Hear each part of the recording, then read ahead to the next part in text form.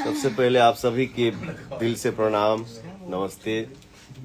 अपने पूरे भोजपुरिया समाज के जितना भी भाई आप लोग जुड़ल बानी जा, इतना खुशी होता है कि ये टाइम में भी हमार बाबू के इंस्टा पे आप लोग इतना भाई हमार जुड़ गए नहीं जा। ये प्रियांशु का प्यार है, इससे रोका नहीं गया। बोला कि भैया चाचा अभी हम लाइव आना चाहते हैं। मैंने बोला बिल्कुल बेटा आइए। वो पति पत्नी के थोड़ा सा पति पत्नी में जो फनी मिजाज होता है, थोड़ा सा हंसी मजाक होता है, मुहा ठुठी होता है। पति मना रहा है, पत्नी गुस्सा में है, नहीं। पति बोल रहा है हाँ, पत्नी बोल रही है नहीं, पति बोल रहा है हाँ। तो